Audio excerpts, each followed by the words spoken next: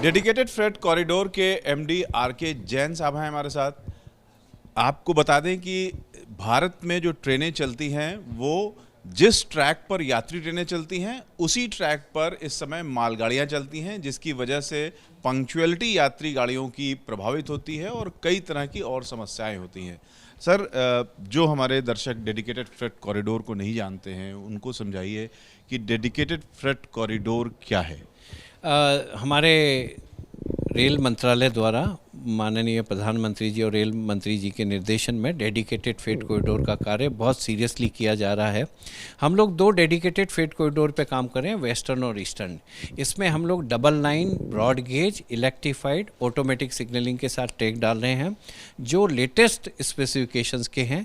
इस पर केवल मालगाड़ियाँ चलेंगी और इसका पर्पज़ केवल ये है कि मालगाड़ी केवल जब इस रूट पे चलेंगी तो इसमें कोई पैसेंजर ट्रेन के कारण रुकना नहीं पड़ेगा और सीमलेस ट्रांसपोर्टेशन होगा। इससे इनकी एवरेज स्पीड काफ़ी इम्प्रूव होगी और साथ ही हमारे को शेड्यूलिंग करने का, प्रिडिक्टेबिलिटी करने का बहुत अच्छा समय रहेगा। इससे कस्टमर्स को एडवांटेज ये होगा कि वो प्रिडिक्ट कर सकते हैं कि उनकी ट्रेन, उनका माल उनके गंतव्य स्थान तक कब तक पहुँचेगा। अभी हम लोग देखते हैं कि इंडियन रेलवे पे मिक्स ट्रैफिक होने के कारण से एवरेज स्पीड मालगाड़ी की 20 से 25 किलोमीटर पर आवर आती है। इससे काफ़ी माल को पहुंचने में ज़्यादा समय लगता है।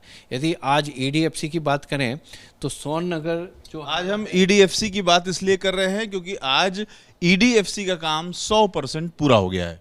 हाँ जी, आज ईडीएफसी जो 1337 किलोमीटर लंबा है, सोन नगर से शुरू होता है और डीडीयू वाराणसी के पास में होते हुए और इलाहाबाद, कानपुर और कानपुर से इटावा, टूंडला के पास से होते हुए खुर्जा, फिर सहारनपुर होते हुए लुधियाना तक पहुंचता है। ये इस वाले रूट के कार्य पूरा हो जाने से अब मालगाड़ियां कोयले की या अन्य कमोडिटी की बड़ी आसानी से एनसीआर एरिया में या हरियाणा, पंजाब में पहुंच सकेंगी और 24-24 घंटे की एक डायरेक्शन में सेविंग होगी हमारे को।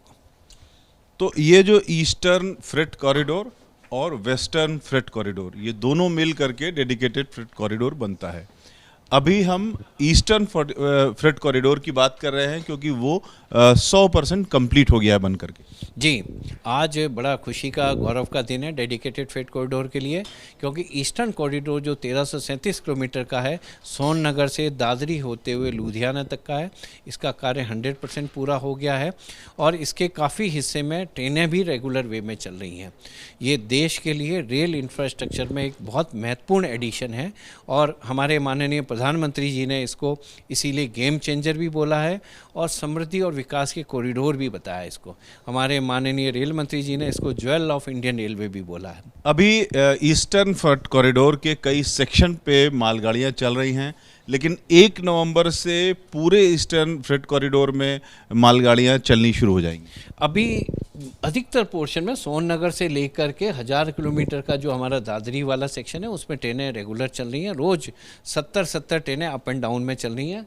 इसी तरह हमारा खुर्जा से लेके खतौली जो करीब 125 किलोमीटर है, वहाँ भी रेगुलर ट्रेन चल रही है।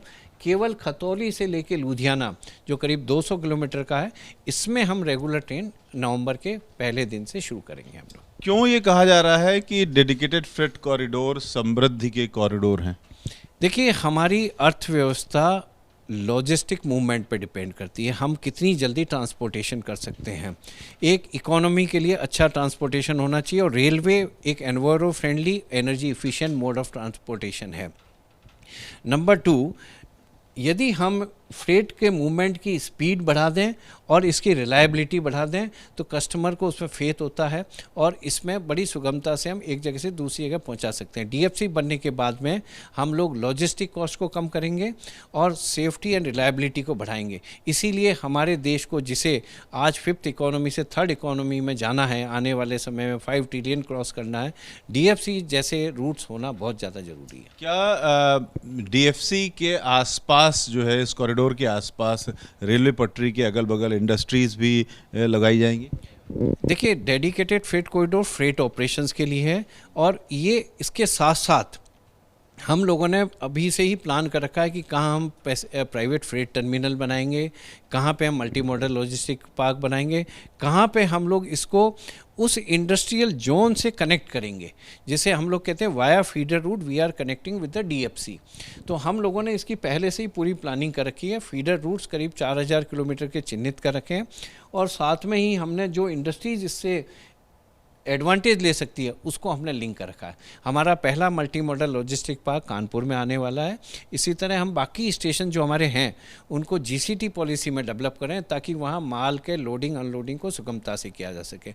तो कायदे देखा जाए तो वास्तव में dedicated freight corridor industrial development और इकोनॉमिक डेवलपमेंट, एम्प्लॉयमेंट जनरेशन, इन तीनों में हमारे को सहायता करेंगे। इसीलिए इनको समृद्धि और विकास का कॉरिडोर कहा गया। यानी पीएम गतिशक्ति का काम यहाँ भी है। बिल्कुल, ये पीएम गति शक्ति का ही पार्ट है, और ये पूरी तरह उस पोर्टल से सपोर्टेड है, और इसका एडवांटेज अब आने वाले समय पूरे देश को मिलेगा।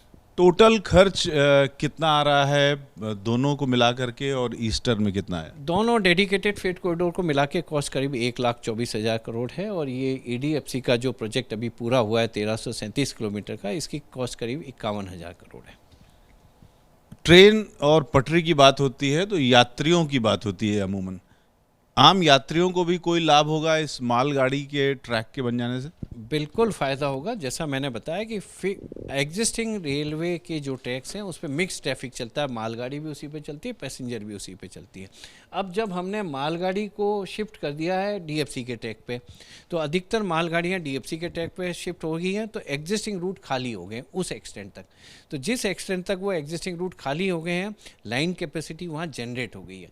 अब पैसेंजर ट्रेन वहाँ पर ज़्यादा पंक्चुअली भी चल रही हैं, और नई ट्रेनों को चलाने की संभावनाएँ बढ़ गई हैं।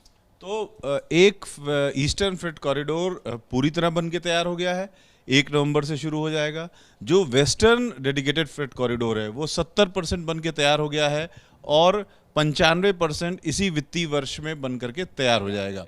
आप हमको उस मैप पे भी दिखा दीजिए। सामने वेस्टर्न डेडिकेटेड फ्रेट कॉरिडोर है, दर्शकों को समझाइए कि जी। डेडिकेटेड फ्रेट कॉरिडोर दिल्ली के नोएडा एरिया में न्यू दादरी से शुरू होता है, और रेवाड़ी से होता हुआ फुलेरा, और हमारे मारवाड़ और पालनपुर, महसाना, अहमदाबाद के पास साणंद, और वहाँ से बड़ौदा का मकरपुरा, सूरत होते हुए हम जेएनपीटी जवाहरलाल नेहरू पोर्ट तक पहुँचते हैं। 1506 किलोमीटर लंबा है, और अभी दादरी से लेकर के और अहमदाबाद के पास साणंद करीब 900 किलोमीटर का कार्य पूरा हो चुका है। अब बचा हुआ कार्य काफ़ी एडवांस स्टेज में है, और इस फाइनेंशियल ईयर तक हम लोग वैतरना यानी मुंबई के बिल्कुल अप्रोच विरार तक पहुँच जाएंगे। दोनों डेडिकेटेड फ्रेट कॉरिडोर कहाँ जुड़ते हैं? ये दोनों dedicated freight corridor new Dadri हमारा एक जंक्शन स्टेशन है, वहाँ पे आकर के जुड़ते हैं। वहाँ हमने एक बहुत बड़ा यार्ड बनाया है, और ईस्टर्न और वेस्टर्न दोनों की ट्रेनें ज़रूरत पड़ने पे एक्सचेंज होती हैं वहाँ। Ravikant, ABP news, Delhi.